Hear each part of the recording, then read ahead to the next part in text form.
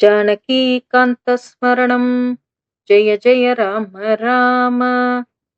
श्री सीता लक्ष्मण भरत शत्रुघ्न हनुमत् समेत श्रीरामचंद्र परब्रह्मणे नमः। सर्गः 47 श्लोका नंबर 1। अथ सप्तचत्वारिंशः सर्गः। सेनापतीन् पञ्चशतु प्रमापितान् हनूमता सानुचरान् सवाहनान् निशम्य राजा समरोद्धतोन्मुखम् कुमारमक्षं प्रसमैक्षताग्रतः। स तस्य दृश्यर्पणसम्प्रचोदितः प्रतापवान् काञ्चन चित्रकार्मुकः समुत्पपाताथ सदस्युदीरितः विजातिमुख्यैर्हविषेव पावकः। ततो महान् बालदिवाकरप्रभं प्रतप्तजाम्बूनदजालसन्ततं रथं समास्थाय ययौ स वीर्यवान् महाहरिं तं प्रति नैरृतर्षभः। ततस्तपःसङ्ग्रहसञ्चयार्जितं प्रतप्तजाम्बूनदजालचित्रितं पताकिनं रत्नविभूषितध्वजं मनोजवष्टाश्ववरैः सुयोजितं सुरासुराधृष्यमसङ्गचारिणं कटिप्रभं व्योमचरं समाहितं सतूर्णमष्टासि निबद्धबन्धुरम् यथा क्रमावेशितशक्तितोमरम् विराजमानं प्रतिपूर्णवस्तुना स हेमदाम्ना शशिसूर्यवर्चसा दिवाकराभं रथमास्थितस्ततः स निर्जगामामरतुल्यविक्रमः। स पूरयन् खञ्चमहीं च साचलां तुरङ्गमातङ्गमहारथैः स्वनैः बलैः समेतैः सह तोरणस्थितं समर्थमासीनमुपागमत्कपिम्। स तं समासाद्य हरिं हरिक्षणः युगान्तकालाग्निमिव प्रजाक्षये अवस्थितं विस्मितजातसम्भ्रमं समैक्षताक्षो बहुमानचक्षुषा। स तस्य वेगं च कपेर्महात्मनः पराक्रमं चारुषु रावणात्मजः विचारयन् स्वं च बलं महाबलः युगक्षये सूर्य इवाभिवर्धत। स जातमन्युः प्रसमीक्ष्य विक्रमं स्थितस्थिरः संयति दुर्निवारणं समाहितात्मा हनुमन्तमाहवे प्रचोदयामास शितैः शरैस्त्रिभिः।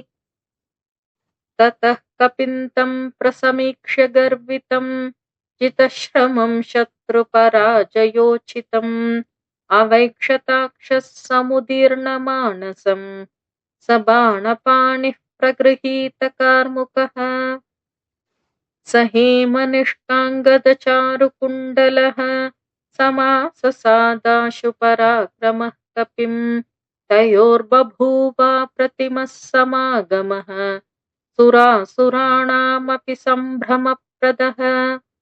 तरास भूमिर्न तताप भानुमान् पवौ न वायुः प्रचचाल चाचलः कपेः कुमारस्य च वीर्यसंयुगम् ननाद च द्यौरुदधिश्च चुक्षुभे।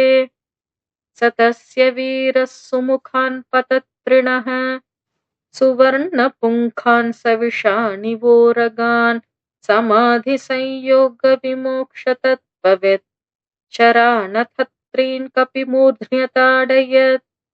स तैः शरैर्मूर्ध्नि समं निपातितैः शरन्न सृग्दिग्धविवृत्तलोचनः नवोदितादित्यनिभः शरांशुमान् व्यराजतादित्य इवांशुमालिकः।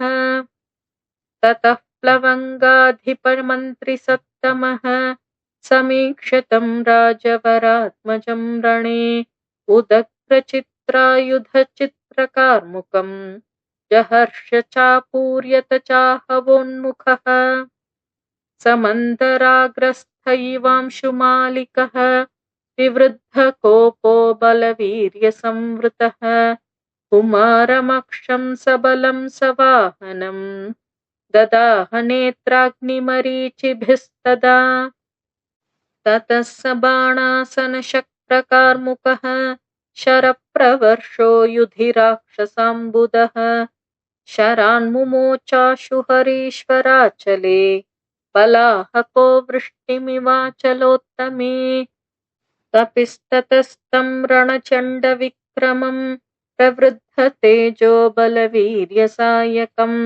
कुमारमक्षं प्रसमीक्ष्य संयुगे ननादहर्षघनतुल्यनिस्वनः स बालभावाद्युधिवीर्यदर्पितः प्रवृद्धमन्युः क्षतजोपमेक्षणः समाससादा प्रतिमं रणे कपिं गजो महाकूपमिवावृतं तृणैः स तेन बाणैः प्रसभं निपातितैः चकारनादं घननादनिस्वनः समुत्सहेनाशुनभः समारुजन् भुजोरुविक्षेपणघोरदर्शनः तमुत्पतन्तं समभिद्रवद्बली स राक्षसानां प्रवरः प्रतापवान् रथीरथश्रेष्ठतरः किरञ्छरैः पयोधरः शैलमिवाश्मवृष्टिभिः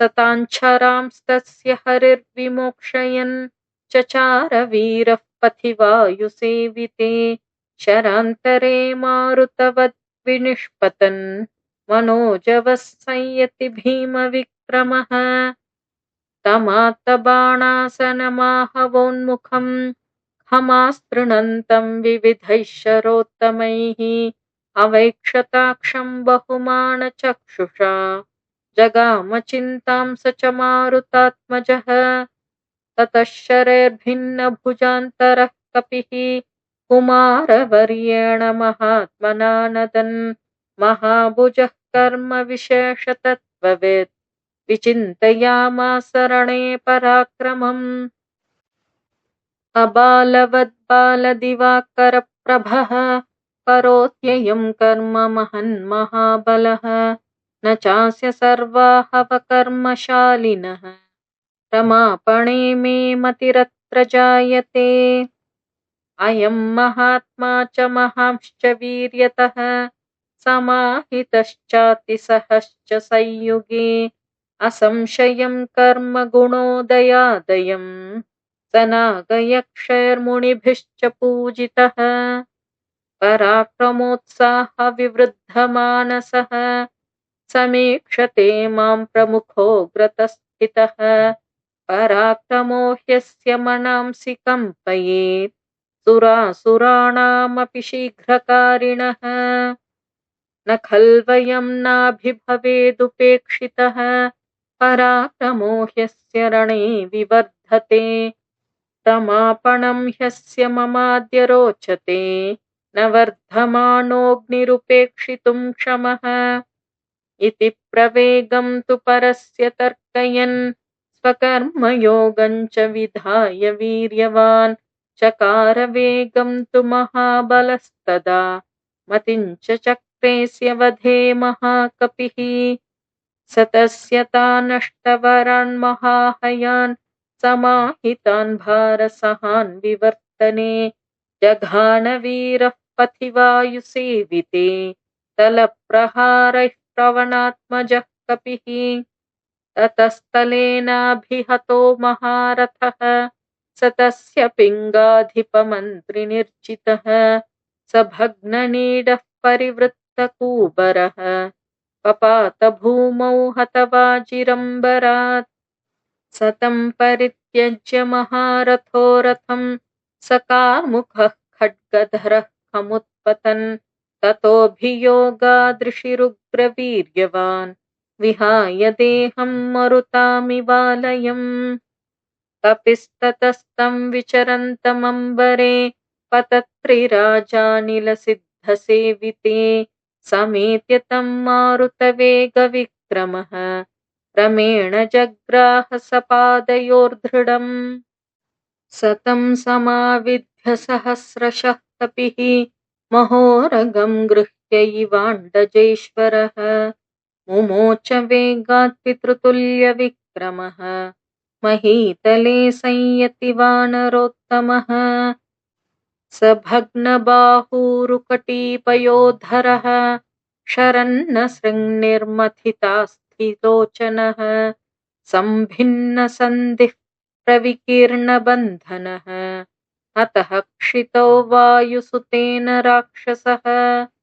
महाकपिर्भूमितले निपीड्यतं चकार रक्षोऽधिपतेर्महद्भयम् महर्षिभिश्चक्रचरैः समागतैः समेत्य भूतैश्च स यक्षपण्णगैः सुरैश्च सेन्द्रैर्भिषजातविस्मयैः हते कुमारे स कपिर्निरीक्षितः। निहत्य तं वज्रिसुतोपमं रणे कुमारमक्षं क्षतजोपमेक्षणं तदेव वीरोऽभिजगाम तोरणं कृतक्षणः काल इव प्रजाक्षये। इत्यार्षे श्रीमद् रामायणे वाल्मीकीये आदिकाव्ये सुन्दरकाण्डे 47 सर्गः। जानकीकान्तस्मरणम्। जय जय राम राम।